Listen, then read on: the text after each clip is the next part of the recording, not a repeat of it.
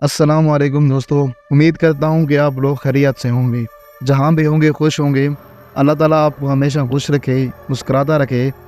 मेरा नाम मोहम्मद आकिब है और आप देख रहे हैं मेरा YouTube channel Aqib scary stories.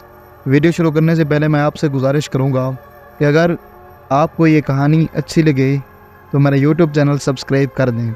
और हमारे पास आज 2 कहानियाँ हैं और ये दोनों कहानियाँ ही ज़बरदस्त हैं। मैं आपसे गुजारिश करूँगा कि ये कहानियाँ मुकम्मल सुनें, आपको बहुत अच्छा लगेगा। अगर आपने कोई भी पार्ट स्किप किया तो आपको कहानी की कोई समझ नहीं आएगी। तो चलिए ये कहानी जिन बंदों की है हम उनकी ज़बान में सुनते हैं।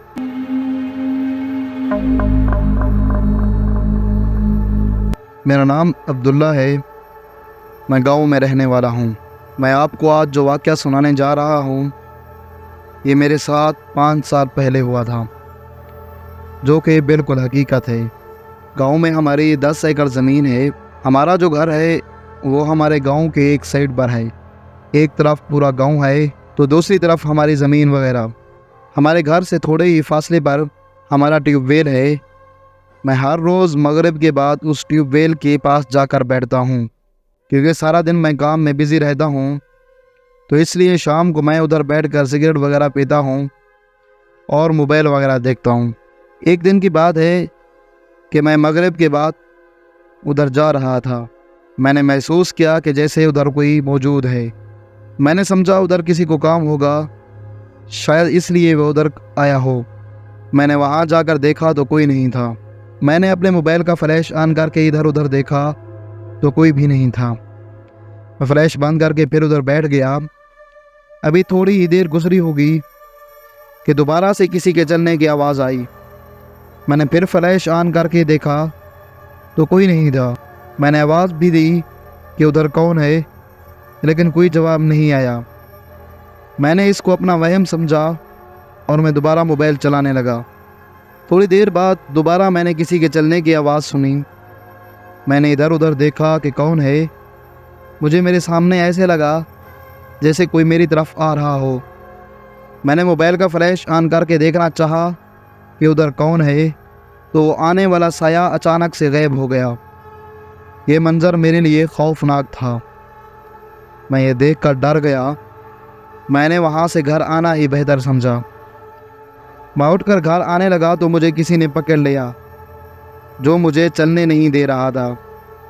ऐसे लग रहा था जैसे किसी ने मुझे पकड़ लिया हो, लेकिन उधर कोई भी नहीं था। मैंने बहुत ज़ोर लगाया, लेकिन मैं बिल्कुल भी नहीं हिल सकता था। तो मैंने आवाज़ देकर घर वालों को बुलाना चाहा, लेकिन पता नहीं मेरी आवाज़ निकल भी रही थी या नहीं।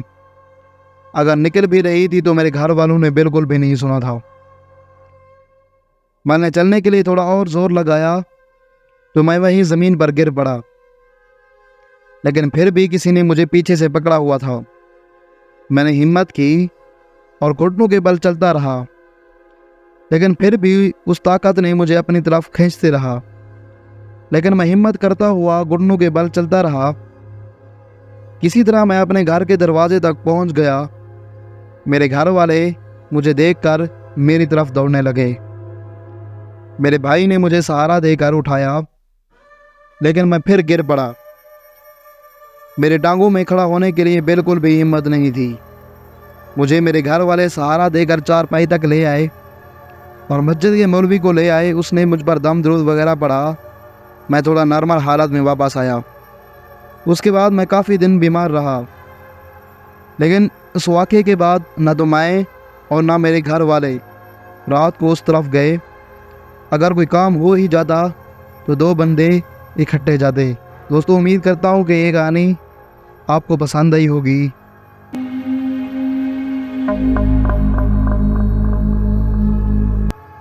मेरा नाम सबील है।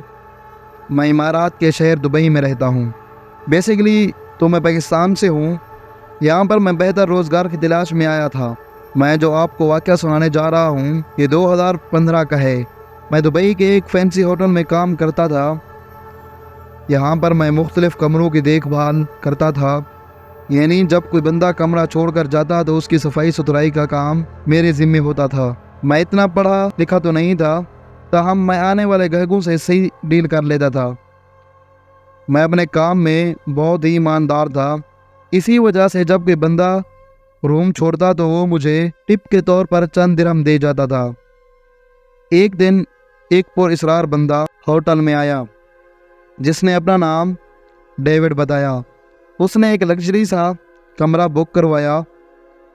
कमरा ऐसा था जिससे पूरे शहर का नज़ारा मिलता था। वो बंदा 1 महीना होटल में रहा। जब भी मैं उसके कमरे की सफाई के लिए जाता तो वो कहता सफाई की कोई ज़रूरत नहीं। वो बंदा बहुत मिलनसार था। उसके कमरे के दरवाजे पर हमेशा डू नॉट डिस्टर्ब का निशान लगा रहता था। एक दिन मिस्टर डेविड चला गया। ये बात उसने किसी को भी नहीं बताई थी। वो सुबह सवेरे होटल छोड़कर चला गया, लेकिन उसने किसी को भी मदद करने का नहीं कहा। होटल मैनेजर भी बहुत हैरान था। चूँकि मिस्टर डेविड ने क्रेडिट कार्ड से किराया अदा कर दिया था तो इसलिए किसी ने कोई एक्शन नहीं लिया। मुझे इस कमरे को साफ़ करने का कहा गया तो मैं इसको साफ़ करने चला गया। जब मैं दरवाज़ा खोलने लगा तो मेरे अंदर से किसी चीज़ ने मुझे कहा कि पीछे हट जाओ, लेकिन मैंने ये बात नहीं मानी क्योंकि ये कमरा मुझे ही साफ़ करना था, तो इसलिए मैंने दरवाज़ा खोल दिया। जब मैंने दरवाज़ा खोला तो मुझे एक गंदी बदबू ने लपेट लिया। पूरे कमरे में सारा सामान बेतरतीबी से पड़ा हुआ था। ऐसे लग रहा था जैसे इस कमरे में कोई जंगली पार्टी हुई हो। सारा कमरा उलट चुका था। फर्श पर खाली बोतलें पड़ी हुई थी। मैंने सामने देखा तो अलमारी का थोड़ा सा दरवाज़ा खुला हुआ था। मैंने जाकर अलमारी को देखा तो ये बदबू अलमारी से ही आ रही थी। अलमारी में एक डब्बा पड़ा हुआ था। मैंने उस डब्बे को खोलना चाहा। जब मैंने उस डब्बे के ढक्कन को उठाया तो इसमें मौजूद चीज़ को देखकर मेरी चीख निकल गई और मैं उधर ही ज़मीन पर गिर पड़ा। ऐसे लगा जैसे किसी ने मुझे धक्का दिया हो। डब्बे के अंदर बालों का एक गुच्छा था। गंदे और गलीज खून में भीगी हुई तारों के साथ ये बालों का गुच्छा बंधा हुआ था, जिसको देखकर मेरा सर चकरा गया। मेरा दिल ज़ोर ज़ोर से धड़कने लगा। मैं उठकर भागने लगा तो मेरी टांगों ने दौड़ने से जवाब दे दिया। मैंने हिम्मत पकड़ी और बहुत ताकत लगाकर चलने लगा। मैं किसी तरह लिफ्ट तक पहुंचा। मैं अंदर पहुंचकर बटन दबाया, लेकिन वो बदबू अभी तक आ रही थी और वो बालों का गुच्छा अभी भी मेरे सामने मौजूद था। इन बालों से अजीब अजीब आवाज़ें आ रही थी, जैसे कोई हंस रहा हो। मैं ये आवाज़ें सुनकर थोड़ी ही देर बाद बेहोश हो गया। जब मैं होश में आया तो देखा कि होटल का अमला मेरे इर्द गिर्द मौजूद है। मुझे उन्होंने बताया कि वहाँ पर भूत थे। एक और बंदा भी उधर डरा था। लेकिन इस वाक़े के बाद मैंने उस होटल को छोड़ दिया, लेकिन इस वाक़े की यादें हमेशा मेरे साथ रहीं।